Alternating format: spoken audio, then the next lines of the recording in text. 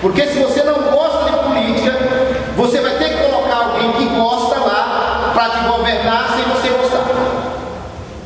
É uma. Eu não gosto de política, eu não vou votar em ninguém. Alguém vai votar alguém lá que gosta, e que essa pessoa que gosta de fazer as coisas talvez até erradas, vai governar. Eu e você. Pastor, na minha opinião, pelo que eu vejo, que eu estudo, que eu leio, que eu assisto, não existe ninguém lá que vai fazer alguma coisa boa, porque aquilo lá já está dominação e não fala ali que é verdade. Mas nós temos que exercer o nosso papel de cidadão. Nós temos que lutar e orar, e fazer, e agir. Oração, é ação. Agir também. Por quê? Para que na paz do país nós tenhamos paz. Para que na melhora, eu disse aqui, no início da nossa palestra, no decorrer da palestra, que a economia brasileira está bem se estabilizou. Agora nós estamos tendo um problema de corrupção, mas ela é bem melhor do que antes, anos anteriores. Lembra da tua casa lá? Hoje nós falamos aí da pessoa ter televisão em qualquer lugar, celular 2, 3, 4, 5, você nem quer mais, jogou fora. Você pensa que na década de 80 tinha isso? Não tinha, só que eu acho que era morar no costume estava bem mais conservado. Não, mas nós estamos falando, irmão, de economia. Estou dizendo que a nossa economia melhorou. E se a economia de um país melhora, melhora a economia de todos. A vida econômica de todos. É disso que eu estou falando. Certo? Agora, nós não podemos compartilhar com a corrupção. Ou pensar como a grande maioria. Não, todo mundo é ladrão. Não é todo mundo que é ladrão. Nem todo mundo é ladrão. Nem todo político que está lá é corrupto. Nós temos que exercer a nossa cidadania. Nós podemos nos enganar, mas nós temos que exercer. Eu, particularmente, estou sempre sujeito à mudança. Sou contra a reeleição. Acho que deve mudar sempre. Se não deu certo aquele, muda de novo. Né? Se alguém diz que a gente... também nessa onda eletrônica que a gente tem no Brasil, nenhum lugar mais é aceito. Nenhum país da Europa... Isso é uma invenção brasileira, mas vamos usar esse método não, que seria a corrupção. Isso é uma invenção brasileira, por isso que não aceita. É uma invenção brasileira. Vejamos então. Corrupção nos setores políticos. E tem, né? É uma charge, é uma brincadeira, a professora está dando aula. Como é que diz aí? Alguém pode ler? Lê, não ficar falando sozinho, alguém pode ler? Qual é a frase que a professora falou? Não sujeito de oração. Não.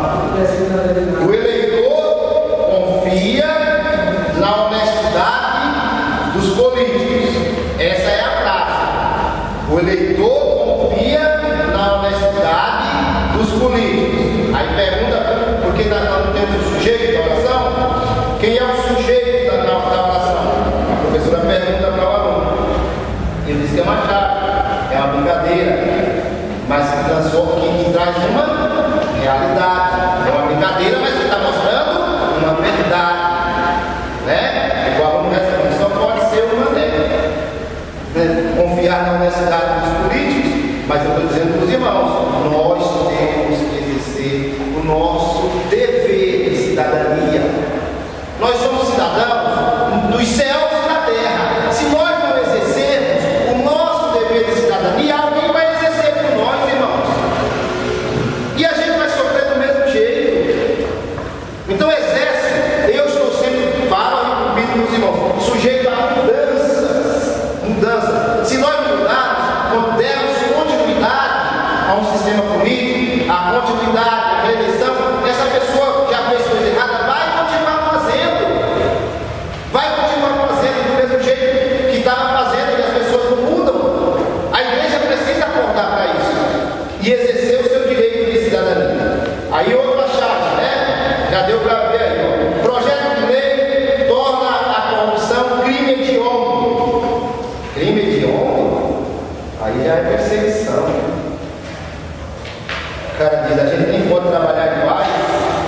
E olha que alguns anos atrás, essa charge aí deve estar acontecendo, muito dinheiro deve ter sido levado de forma ilícita, na cueca, na calça, sei lá em que. Foi levado embora. E hoje, muito mais.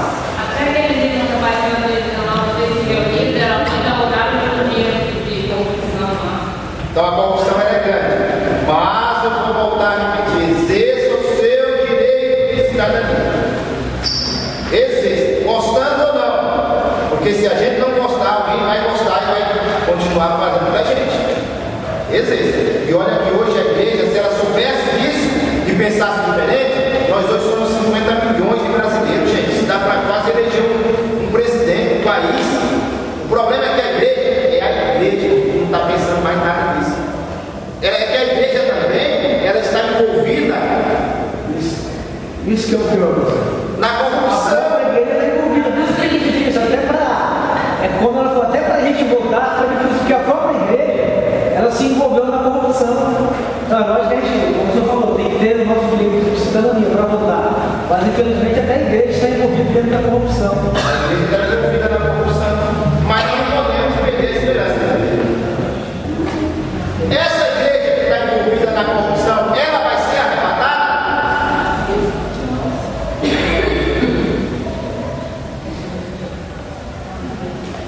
Se eu deixar de exercer o meu direito, o meu dever, que eu tenho que exercer também, eu vou errado. Não deixa de exercer o teu dever, não. E se você olhar dentro da Bíblia, dentro das Escrituras, tem político dentro das Escrituras. Daniel é estadista e muitos outros. Não, mas eu só estou dizendo que tem política. Porque são gerações diferentes. São povos diferentes. Eu comecei falando da geração X, geração Y, geração Z. Cada dia que passa a coisa vai descambando, ficando pior. Tudo isso é por causa da iniquidade, né? Como se multiplicar a iniquidade, o amor de muitos se esfriará. Página 11. Lavai, filho, a sua educação, a sua saúde, a sua moradia e o seu futuro. Vai ter na corrupção. Na corrupção. Dá para modificar a história do Brasil com os nossos impostos? Hoje vai passar de 2 trilhões, né? É trilhões? De impostos. 2 trilhões. Não sei nem o que é isso.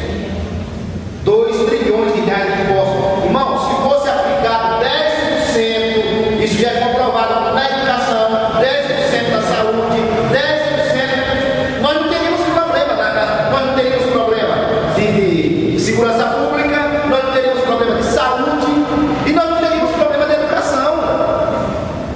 Pense, eu não vou fazer cálculo, nem pedir para fazer. Quanto que é 10% de 2 trilhões? Vai chegar a 2 trilhões de reais de imposto que a gente paga. Então por que não resolve? Porque tem gente corrupta lá que não quer resolver. A corrupção está deixando. O próprio Marcos Santos estava falando também, outras coisas a mais aqui que estamos falando, tanto em Marcos Santos, mas é uma coisa. Não vamos mencionar esses nomes. Mas é uma verdade, pastor. Não vamos mencionar nomes. Estamos falando de corrupção. Falando o que está acontecendo, sabe? Outro item aí. Um político conversando com o outro. O colega vai participar do movimento contra a corrupção que estamos organizando? O colega vai participar? O cara está dizendo, nós vamos fazer um movimento contra a corrupção. Vamos fazer uma manifestação, por quê? Porque nós queremos mais corrupção. Aí o outro pergunta, quanto é que eu vou levar isso? Vou levar quanto isso? Né? Agora essa é interessante, né? Chega de corrupção, de impunidade, a nossa luta por um país digno, por um país justo. E aí quanto vai guardar o lugar na fila do banco? Irmãos, será que a gente, nós mesmos, não estamos envolvidos com coisas corruptas? Com alguma coisa que está relacionada com a corrupção? Só existe a corrupção porque existe corruptor. Alguém que alimenta isso. Será que a gente não quer levar vantagem disso também? E aí a gente tem que mexer, nós temos que vigiar para não cair nesses lados.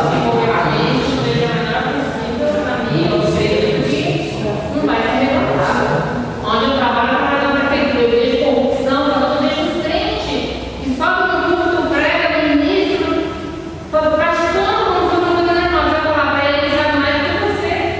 Praticando corrupção. É difícil. Pastor, essa fila do banco aqui eu não preciso nem pagar.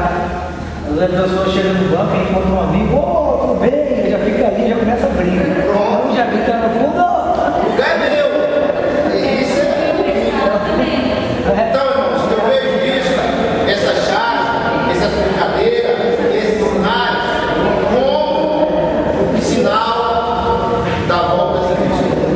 E olha que a corrupção, ela não está só no setor, ela está em todos os setores.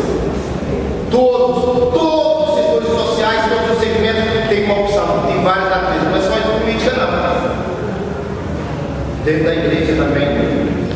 Em outros contextos que não está relacionado com lá fora, em outros contextos que não está relacionado aqui dentro, de igreja, na própria igreja, corrupção. Isso faz parte. Acho que essa igreja não será arrebatada. Sei lá, não posso apontar dedo para ninguém. Quer falar? Ele está falando, será que vai sobrar lugar na mesa? Não, eu falei assim. Não, a corrupção está dentro dos ministérios, das igrejas, o negócio para ministério. Porque hoje ele dá mais honra para o político chega na igreja e o próprio irmão que é da igreja. Pois é. Então nós estamos falando qual é o tema da nossa palestra? A geração do arrebatamento. A geração do arrebatamento. Sinais do arrebatamento das ciências. Falar um pouquinho aqui sobre a questão da ciência. Microchip de memória. Alguém já ouviu falar disso? Microchip de memória. Neurocientistas de diversas universidades americanas criaram um microchip que restaura a capacidade do cérebro de produzir memórias de longo prazo, aquelas das quais nos lembramos por dias ou por anos. Isso não está relacionado ao cerebelo da pessoa nem ao corpo, mas um microchip que é implantado que é para você ter lembranças da memória de longo prazo das coisas que aconteceram na tua vida, que você sem esse microchip nunca ia lembrar. Isso é um avanço, isso é uma tecnologia nova, né? Implantada no cérebro da pessoa, ativando o cérebro da pessoa. Aí diz o cara chamado Ted Berg, professor de engenharia biomédica da Universidade do Sul da Califórnia, analisou como os sinais elétricos se propagam através dos neurônios do hipocampo, região do cérebro que transforma as memórias de curto prazo em memórias de longo prazo, e criou um modelo que imita essa movimentação. E isso é implantado no cérebro de alguém e a pessoa não vai se lembrar ou vai se lembrar de memórias de coisas que não tinha condição de se lembrar através apenas de um método natural. Então isso é um crescimento, um avanço da ciência. O dispositivo já foi testado em ratos, macacos, e os pesquisadores estimam que os estudos em humanos começam em cerca de 2 anos. Monitoramento de epidemias pelo celular. Essa pesquisa pode ajudar a detectar os principais focos nos quais a doença deve ser combatida prioritariamente, além de ser uma ferramenta útil para o controle de movimentação de pessoas. Em vez de que muitos países pobres não conseguem fazer essa contagem de forma eficiente. Então nós estamos vendo aí, meus amados, um crescimento na ciência, no conhecimento, na tecnologia, que é o que a Escritura diz lá no livro de Daniel, no capítulo 12, verso 4, que a ciência, o conhecimento tecnológico, científico, ele ia se multiplicar. Inteligência artificial, o aprendizado profundo dela é um dos principais avanços do ano. Trata-se de um método de inteligência artificial mais avançado, que pode ser aplicado a diversas finalidades. A ideia principal é desenvolver um software que busca imitar a atividade dos neurônios do córtex, que é a região do cérebro onde ocorre o pensamento. Então os caras hoje, eles estão querendo saber o que tem dentro da mente do ser humano, pensar o que o cara está pensando. Isso é o quê? O que é que eu vejo isso? Controle. Todas essas ferramentas tecnológicas, o uso do celular, o que você é controle. Você vai lá, faz uma transação bancária, controle, está controlado. Você vai lá, faz uma compra, quer usar o seu CPF, colocou, vou usar. Controle. O governo sabe que você compra, você come, você leva. Controle, isso é controle. Controle social. Não tem como fugir, não dá para fugir. Controle, não tem como fugir. Por exemplo, pastor, isso não tem nada a ver. Vamos dizer que não tem nada a ver. Não tem nada a ver. Você começa, tem seus parentes, seus parentes não querem usar a nota fiscal paulista. Você não quer usar. Ah, vamos dizer, irmão Levi quer usar, mas você não quer usar, o outro não quer usar. Posso usar a sua compra e tal? Aí eu começo a usar. Vai fazer tal compra, usa lá, põe meu CPF lá, tá. Daqui a pouco o Levi comprou no mês 200 mil reais. Porque os parentes usam a compra dos parentes. Eu quero saber, peraí. Vou analisar aqui o salário do Levi. O Levi só ganha 10 mil. Como é que ele gastou 200?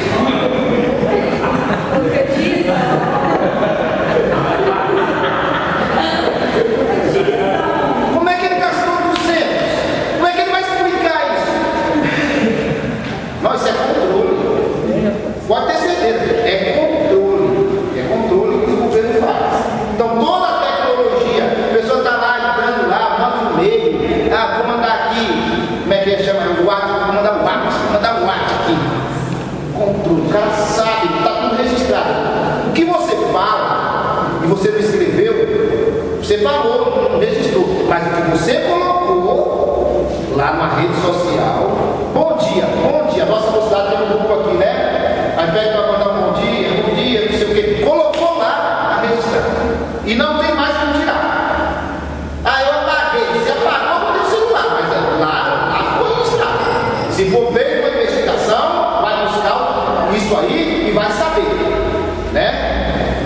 Vai buscar e vai saber o que a pessoa tem. Então, essas tecnologias que existem é uma forma de controlar. Não tem como você fugir, não tem como você viajar, não tem como se esconder. Hoje não tem uma lei, não tem como. Comprou uma passagem de avião, sei lá, cruzou informação, tudo vai cruzar. E aí a pessoa não tem como fugir, não. Qualquer tipo de tecnologia é controle, reflexão sobre essa ideia. O que estamos querendo dizer com isso? Não há dúvida que os avanços do conhecimento científico têm por objetivo descobrir o que o ser humano tem dentro de suas mentes, ou seja, descobrir os pensamentos, o que os homens pensam, o que os homens querem pensar. Mas qual é a finalidade de descobrir o pensamento do outro? Não há dúvida, a finalidade é o controle social do gado. Quem é o gado aí? Entre aspas. É o povo. É o controle social do gado. Na verdade, os homens já estão sendo controlados e não sabem disso. Nós não estamos controlados, não. É controlado. Você tem hora para levantar, você tem hora para deitar, você tem hora para estudar, você tem hora para sair, para chegar. Ou não tem? Você tem hora para tudo, irmão. Você tem hora para tudo. Você tem hora para ir no mercado, você tem hora para vir na igreja, você tem hora para vir na igreja aqui. É controle. Não é livre, não. Quem pensa que eu sou livre, Jesus me libertou. Não é livre, não. Está controlado e não sabe. Está controlado e não sabe. E as pessoas, a grande maioria não sabe disso. Na verdade, os homens estão sendo controlados e não sabem disso. Quem pensa que é livre, está redondamente enganado. Você não faz o que quer, não vai para o que quer, não come o que quer, não diz o que quer, não pensa o que quer. É livre? Não assiste o que quer. Assiste o que o programa coloca lá. Ah, mas eu tenho TV a cabo, mas vai assistir o que ele colocar. Não é o que você quer. Ah, então eu compro um DVD. Mas você vai comprar o que o outro gravou. Não é verdade? É assim que funciona tudo. Então, meus irmãos, a finalidade dessa tecnologia é controle. Então eu vejo isso como sinal da volta de Cristo. Aí nós chegamos nas imagens, estamos quase para concluir, falar um pouquinho sobre essas imagens aí. Talvez nós não falem algumas coisas aqui. Foi até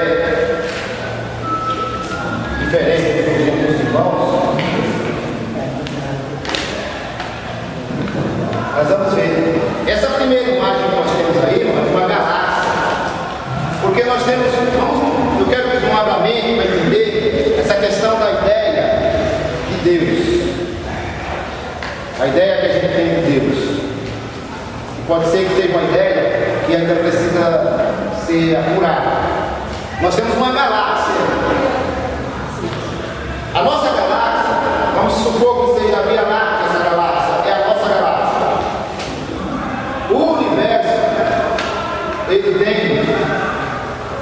milhares de galáxias, milhares, milhões. Não se sabe quantas galáxias tem no universo. Hoje o cientista não sabe, já se contaram mais de 3 milhões de galáxias. Umas maiores e outras menores. A nossa galáxia, que é chamada Via Láctea, ela tem um diâmetro roda, círculo, de 100 mil anos-luz. 100 mil anos-luz, eu já explico isso aí. Veja, então nós temos a galáxia e nós temos o nosso sistema solar. Dá para perceber, a imagem é preto e branco, mas é o Sol, né? Não tem problema a imagem, Estou dando o seu que é coloridinho, né? é o Sol, tá? É o Sol.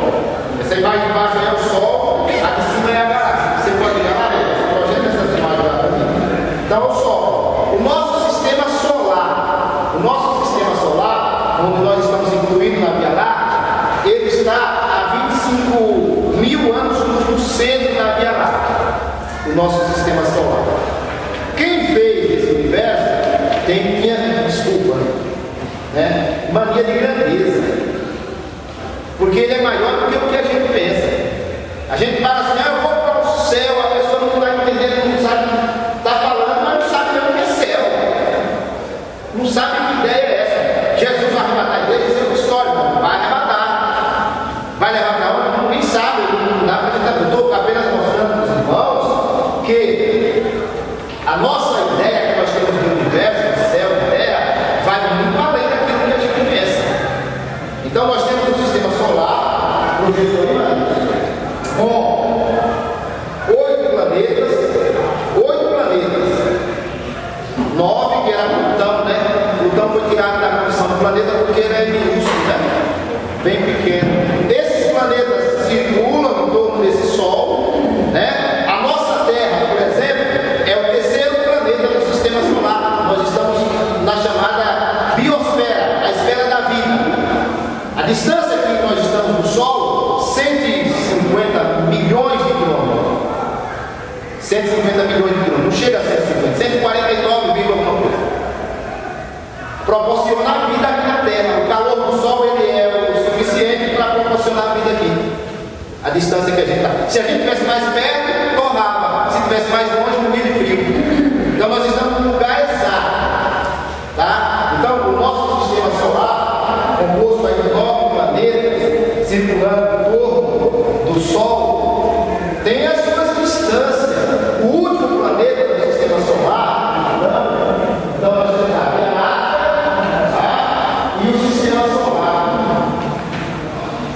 Está aí Plutão. Se nós chegássemos, por exemplo, agora em Plutão, meio-dia em Plutão, estivesse lá no pé, nós íamos ver o Sol, o nosso Sol, como uma estrela meia-noite durante a noite, por causa da distância que o Sol está de Plutão.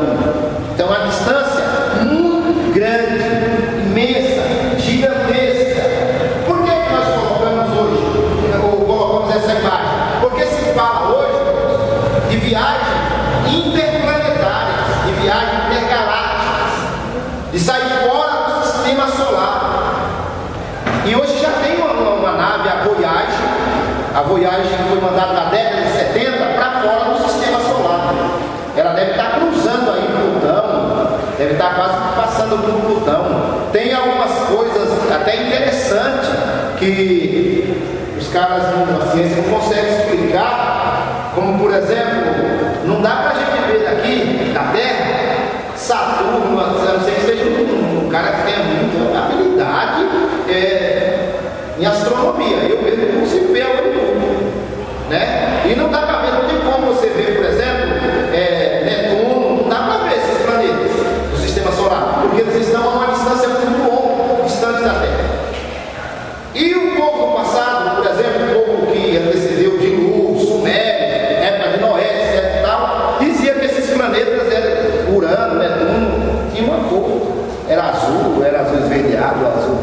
Como é que esses caras sabiam disso? Não sabe não. E quando essa nave chamada Voyager passou, comprovou que a cor desses planetas era isso mesmo. E ela está viajando aí, talvez a 60 mil quilômetros por hora, é uma velocidade que a gente não conhece, né? Alguém já viajou 60 mil quilômetros por hora aqui? Não dá. E ela não vai chegar em lugar nenhum. Por quê? Porque a distância desse sistema solar e fora do sistema solar é muito longa, é muito longe. Muito longe. A luz do Sol, por exemplo, ela demora 8 minutos para chegar na Terra. E a luz viaja a 300 mil quilômetros por segundo. Então as distâncias são muito longas. E quando está falando de viagens interplanetárias, viagens intergalácticas, conhecendo as estrelas. Essas estrelas que a gente olha aí são todas estrelas da nossa galáxia. A nossa galáxia, chamada de Via Láctea, tem 200 bilhões de estrelas, 200 bilhões de sóis semelhantes ao nosso. Nosso Sol é apenas mais um. Ele é apenas mais um. Então tem 200 bilhões. Quantos planetas podem existir? Porque planeta girando em torno de estrela, isso é comum. Quantos planetas podem existir? Eu não sei. 200 bilhões de sóis semelhantes ao nosso. A mais próxima estrela é chamada Alfa Centauri. Ela está a 4 anos de luz da Terra. 4,5, 4,7 anos-luz da Terra. Por que anos-luz? A distância medida entre um planeta e outro pode se medir em quilômetros. Eu disse que a distância do Sol para a Terra é 150 milhões de quilômetros. Mas a distância da Terra para a Alfa Centauri, ou do Sol para a Alfa Centauri, não dá para medir em quilômetros. Por que não dá para medir em quilômetros? A distância é muito longa. Não dá para medir, por exemplo, daqui para a Bahia em milímetro. Dá para medir em milímetro? Quantos milímetros tem daqui na Bahia? Não dá. É muita coisa. Para medir tem que ter uma escala maior. Essa escala maior é um quilômetro. 2.000 quilômetros. Vamos transformar isso em milímetro. É outra coisa. Medir em milímetro fica complicado. A distância para medir de uma estrela para outra não dá para medir em quilômetro. Tem que medir em anos-luz. Esse ano-luz é um ano, o tempo que a luz percorre um ano. Então, para a luz sair do Sol e chegar na Alfa Centauri, 4 anos e meio, a 300 mil quilômetros por segundo. A nave que os humanos mandou na década de 70, a Voyager, vai chegar nessa estrela daqui a 8 mil anos, a 60 mil quilômetros por segundo. A 8 mil anos. Agora, daqui a 500 anos, talvez nós não estejamos mais aqui. Não vamos estar aqui. Não tem como nós vivermos 500 anos, nem. Se Jesus não voltar, não vai dar para estar aqui. Mas vamos supor que o planeta continue. A geração de pessoas vai continuar. E vamos supor que o homem descobriu um método de viajar na velocidade da luz. Velocidade da luz. Qual é a velocidade da luz? 300 mil km por segundo. Por que não viaja na velocidade da luz? Porque vira fogo, desintegra. Então não dá para viajar na velocidade da luz. Mas vamos supor que a tecnologia avançou daqui a 500 anos. E o homem agora consegue viajar na velocidade da luz. Ele vai sair da Terra, vai para a Alfa Centauri, vai pegar essa Voyager que foi mandada na década de 70, no meio da metade do caminho de qualquer coisa que não chegou em lugar nenhum, e trazer para o museu da Terra. Isso não vai acontecer, né? Sei lá se vai acontecer. O que eu estou dizendo é que as distâncias, elas são enormes. E os homens estão procurando descobrir, ver, conhecer. Por isso que a ideia que a gente tem que é só céu e terra. Não é isso. É uma ideia, vamos, arcaica. Mas está escrito na Bíblia que tem mais alguma coisa. A Bíblia diz que Deus fez os mundos, lá em Hebreus. Então não é só o mundo nosso que existe. Tem mundos por aí.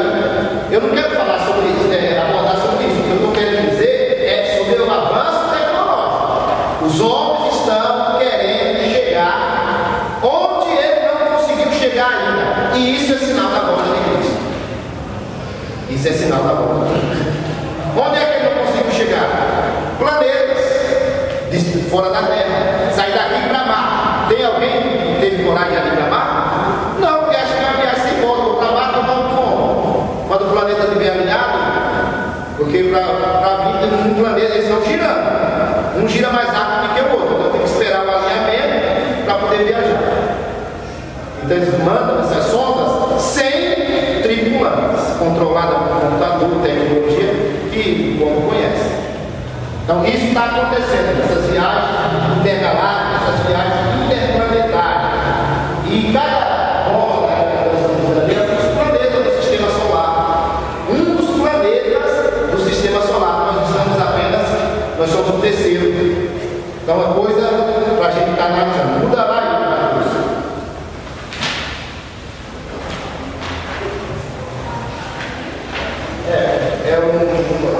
como se fosse uma ponte que leva a pessoa para um outro planeta, para uma outra realidade dentro da do nosso mísero conhecimento. Né? Uma ponte que vai nos levar. A gente não conhece, meus amados, nós não conhecemos nem o nosso próprio habitat, nem o nosso próprio planetinha que nós vivemos, que é tão pequeno, com 40 mil quilômetros de diâmetro da linha do Equador, no globo maior, dá 40 mil quilômetros. Nós não conhecemos nem ele ainda. Às vezes a gente diz, nós conhecemos a Deus. Não conhece não. Nós conhecemos, não conhece nada. Quantos dias, por exemplo, vamos pensar aí, se a gente quisesse conhecer o sistema solar, não o sistema solar não, a Via Láctea, e nós vivêssemos um tempo fora do mundo, da realidade, quantos dias nós íamos levar para conhecer cada sol, cada estrela? Se tem 200 bilhões de sóis, se você ficasse um dia em cada estrela, e olha que a Via Láctea é só uma das milhares de galáxias que nós temos. O que significa? O conceito que nós temos de Deus, de realidade, está pequeno demais. A gente está pensando uma coisa e é outra. Pequeno demais. Então, se nós tivéssemos uma ponte que nos levasse a uma estrela, nós íamos gastar 200 bilhões de dias para ficar um dia em cada estrela. E se cada estrela tivesse 8 planetas semelhantes ao nosso. E nós não conhecemos nenhum planeta que a gente vive. E aí a gente diz que conhece a Deus. A gente conhece a Deus aquilo que Ele quer que a gente conheça dele. Aquilo que Ele quer que a gente conheça dele. Aquilo que Ele não quer. Não está tudo na Bíblia. Não está tudo na Bíblia.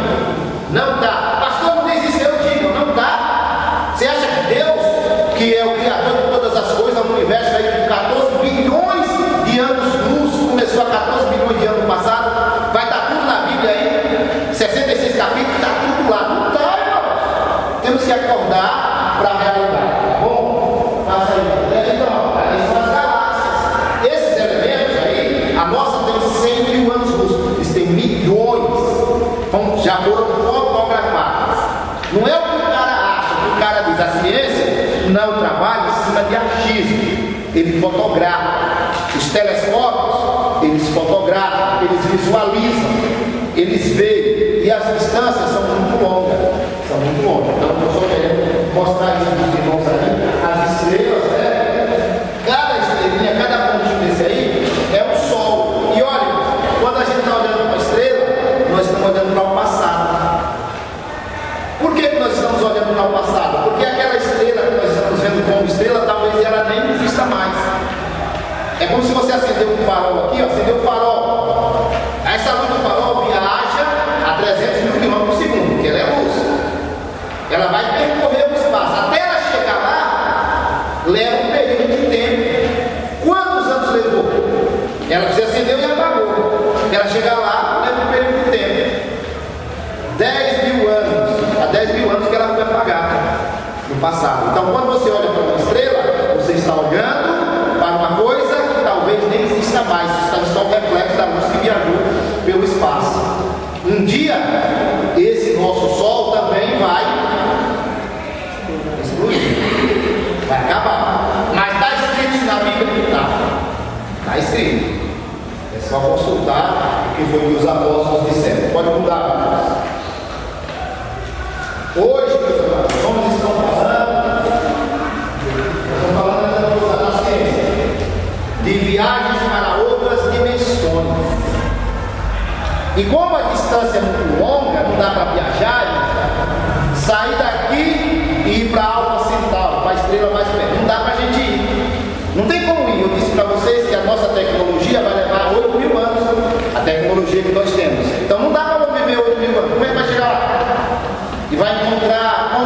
sobreviver nessa viagem. Então, o que é que eles estão procurando para diminuir essa distância?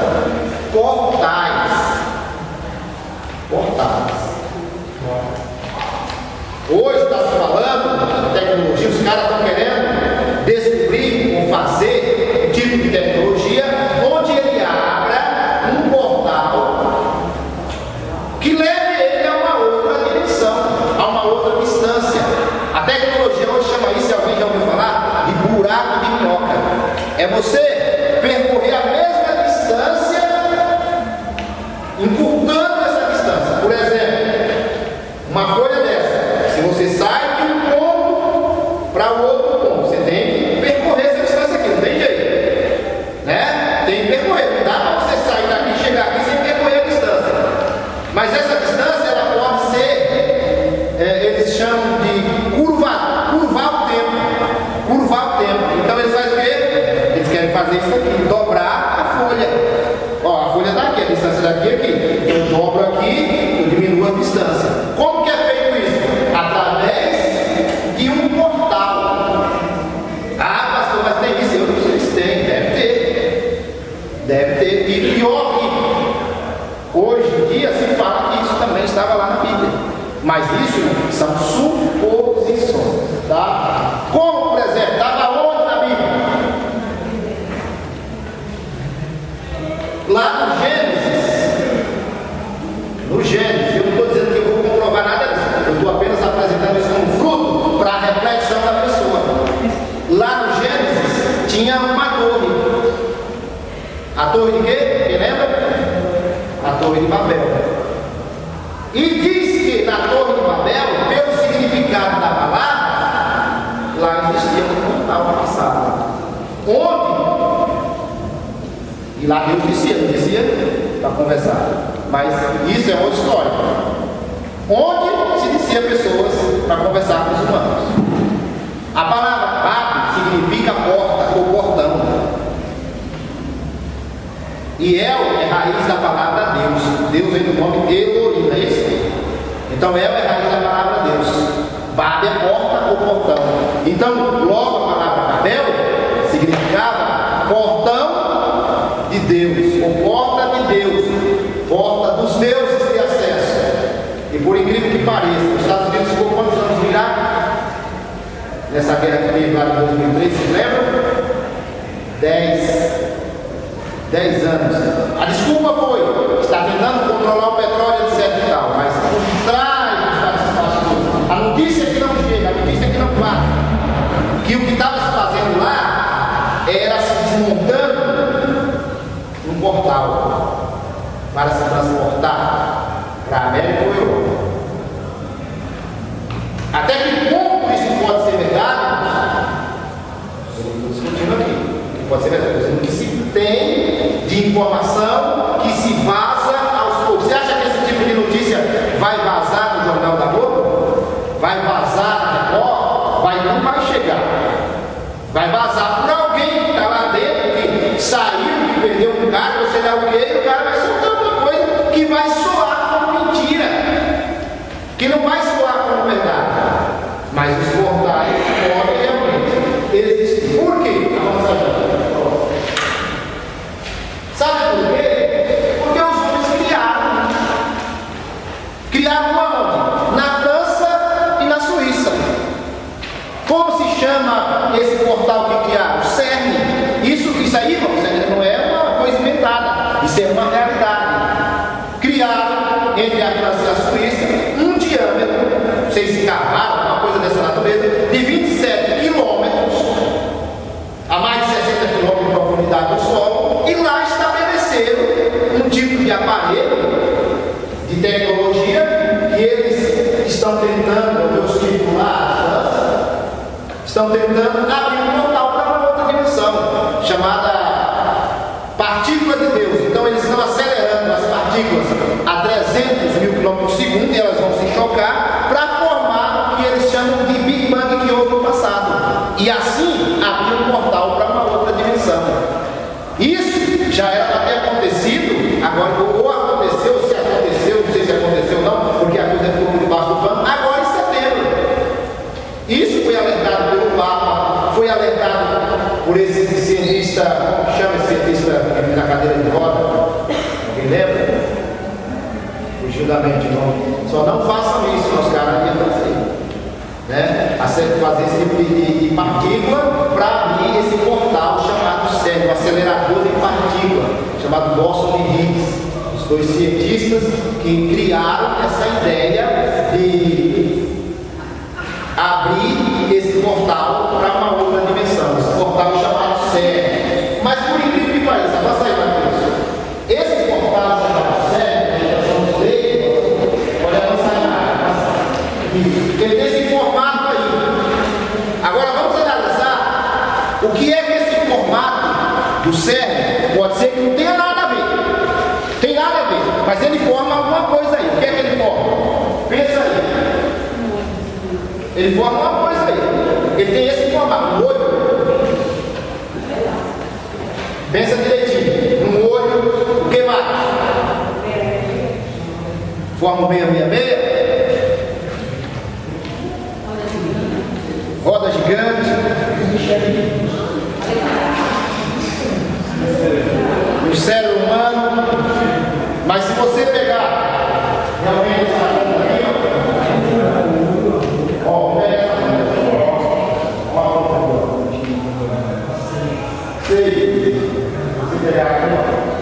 Está 6 também. Está 6? E se você for analisar ele, mais um pouquinho, olha o logotipo dele. Ó, o logotipo dele é esse aqui. Está formando 6 aí? Pode ser que não tenha nada a ver, mas quem fez na intenção. Isso, irmão, é uma realidade. Abrir um portal para uma outra dimensão. Agora, o que vai sair dessa outra dimensão? O que foi que Jesus disse? A vida do Filho do Homem será como os dias de Noé.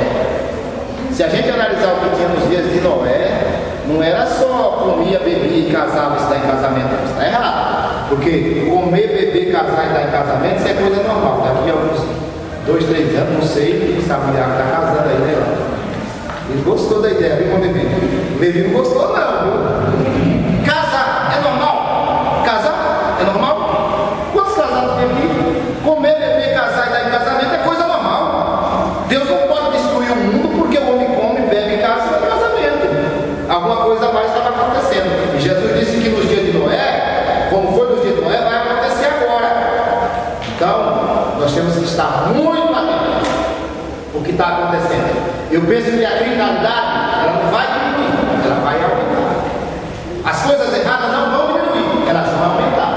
Então, o que eu falei desse CERN aí, essa coisa existe. Esse acelerador de partículas. No Miliano do Demônio, falava sobre esse. Falou sobre, faz anos já, né?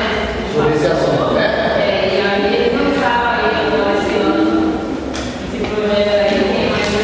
Esse projeto já está lançado há algum tempo. Era para ter sido inaugurado, ele quebrou, eles investiram e disse que era para ser inaugurado agora em setembro, na mesma época que houve as chamadas luas de sangue.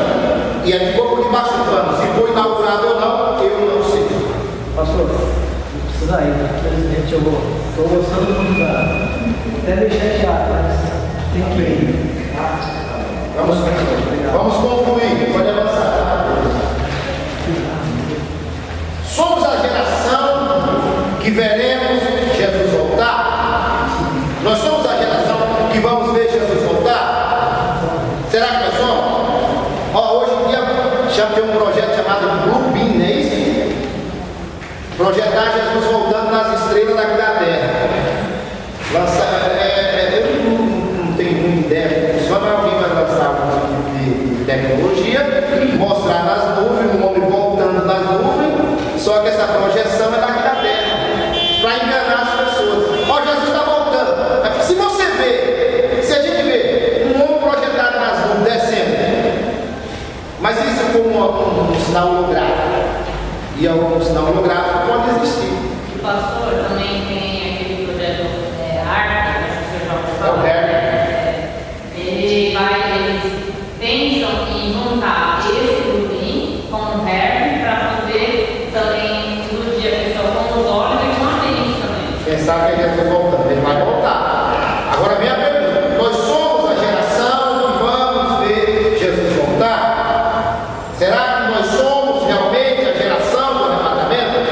concluir. Eu disse que qual é o tema? A geração do arrebatamento. Mas qual é a geração? Já que eu disse, tem uma geração que não passa, sem que ele volte. Será que nós somos essa geração?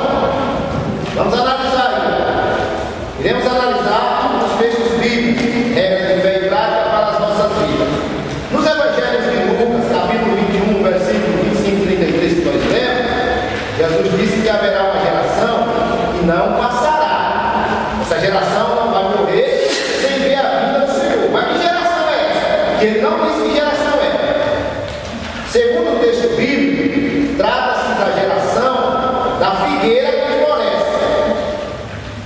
É só ler lá. A figueira que floresce. Segundo as interpretações, trata-se da eleição de Israel como nação do mundo moderno. E essa nação de Israel como mundo moderno aconteceu em 48. Foi em 48 que Israel se tornou nação do mundo moderno.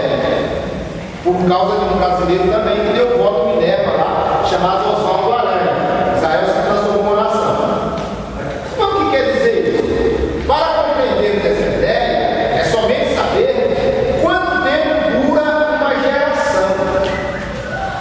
Uma geração média de vida é a média de vida que uma sociedade vive em um país, em um estado, em um território, em um município. A média de vida de uma geração não é maior que 83 e 85 anos. Não passa disso. A média. Nós não temos nenhum país que tenha geração de 90 anos. Não tem. Pode pesquisar, pode ver, pode ter, não tem não. Então a geração de 80 anos, sim, a média de uma geração dos homens da atualidade, em alguns países, é de 80 anos. É de 80 anos. Mas a Bíblia, lá no Salmo 90, verso 10, eu acredito que é uma revelação. Quem escreveu o Salmo 90 foi Moisés. Quando Moisés escreveu esse salmo, os homens viviam em média 120 anos. O próprio Moisés teve 3 fases de vida, 40, 40 e 40. Viveu 120. Quando ele viveu, a média era de 120. Se a média era de 120, como é que ele poderia falar de 70? Leia lá, Salmo 90, verso 10. Alguém pode ler para mim? Salmo 90, verso 10.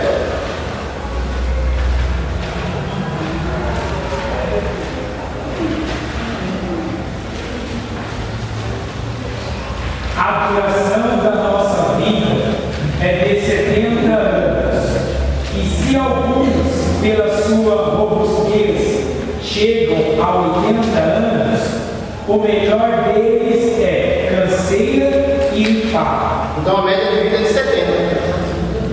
Passou de 70 é canseira e enfado. Eu penso que é profético esse salmo.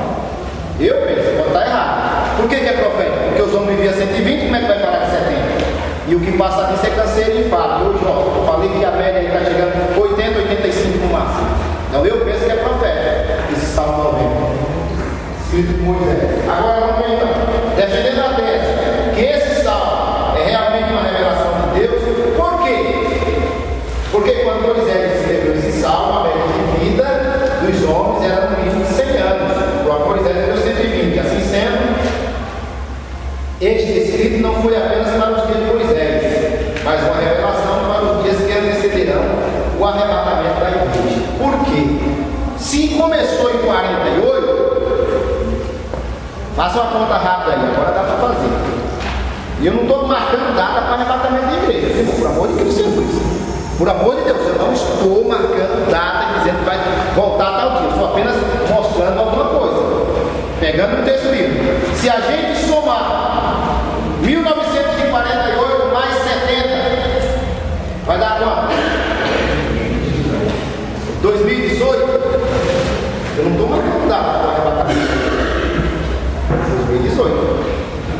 Só que ele abre um precedente para 80. Se for 80, é 2028. Vai pagar INSS.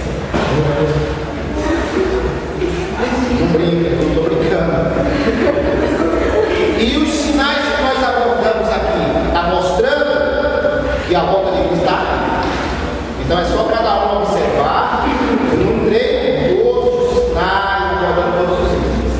Mas, para mim, o que eu vejo dentro da Escritura, nós somos a geração que vai ver Jesus voltar. Nós somos a geração do arrebatamento. Quem vai? Eu não sei. Não posso apontar dedo para ninguém. Estou fazendo força para ele. Estou lutando para ele. Mas, adulto, nós somos a geração. Amém, meus irmãos? Será que nós podemos dizer, como disse João, ora bem, Senhor Jesus? Não sei não, hein? Temos que tomar cuidado de saber se realmente, porque João, quando disse, ele estava bem convicto. Amém, glória a Deus. Irmãos, eu disse que não tinha muitos assuntos relacionados à guerra, à peste, não sei o quê. Seguimos outro caminho. Alguém tem alguma pergunta aí? Alguém quer fazer alguma pergunta? Quer analisar? Alguém quer perguntar? Quer interrogar? Quer falar? Alguém fez algum tipo de questionamento? Eu tenho uma pergunta. Quer fazer? Eu vou ter que perguntar. Mas antes de Cristo voltar para a igreja, não vai ter aquele tempo de paz, aquela coisa de o milênio e tal? Como que fica? O milênio?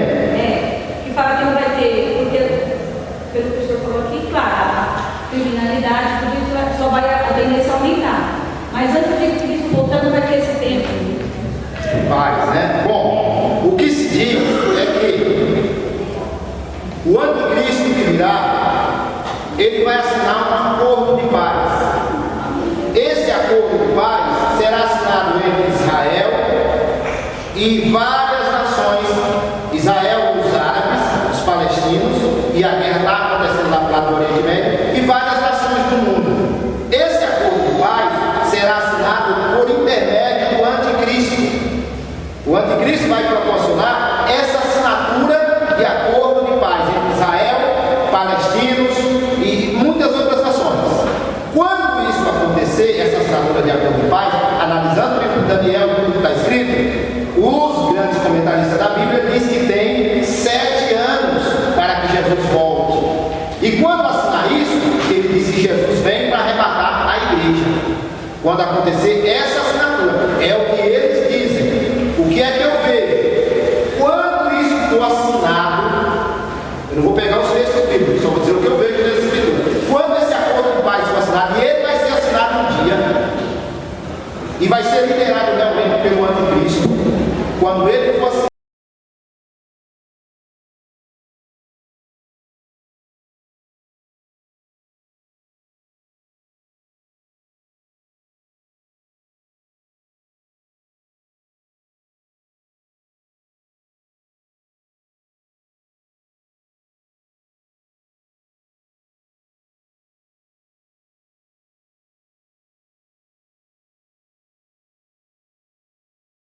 vejo dentro das escrituras, não vou pegar os textos bíblicos, analisando o livro de Daniel, analisando todo o contexto.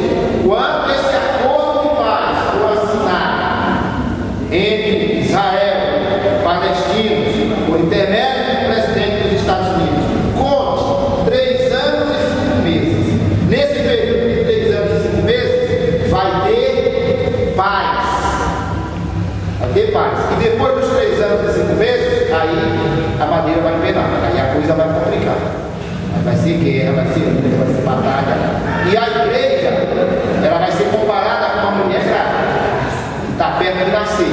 E as contrações vêm, e quando não der mais para resistir, aí Jesus pega. Aqueles que serão realmente igreja, porque dentro vai ser tirada a igreja de dentro da igreja. A igreja de dentro da igreja. Não é toda a igreja que vai, não. O Senhor vai, eu estou dizendo que estou fazendo um pouco, Senhor, não estou dizendo que vai, quem vai. Eu estou dizendo que vai ser tirada uma igreja de dentro da igreja. O período não vai ser fácil, não. Então tem um período de paz, 3 anos e 5 meses. E aí onde a pessoa deve ficar atenta é a ação desse acordo. Agora a questão do milênio aí é outra coisa, é depois de arrebatamento, etc. E é só pensar também. também se isso realmente está correto, se esse mundo que a gente vive, hoje ele dura 1000 anos se não tiver uma intervenção, uma mudança. E para que durar 1000 anos se depois ele vai acabar? Isso aqui reserva para o fogo. Um dia ele vai acabar. Tá bom? Eu não sei se atendi a tua resposta. Sim. 3 anos e meio. Alguém tem que perguntar mais alguma coisa? Alguma dúvida? Algum questionamento? O arrebatamento da igreja vai acontecer. Se vocês perguntarem alguma coisa agora, se tiver meu alcance, eu vou responder. Se tiver meu alcance, eu vou dizer aqui. Está gravando ali. Não tenho conhecimento disso. Não? Vamos orar então? Quer perguntar?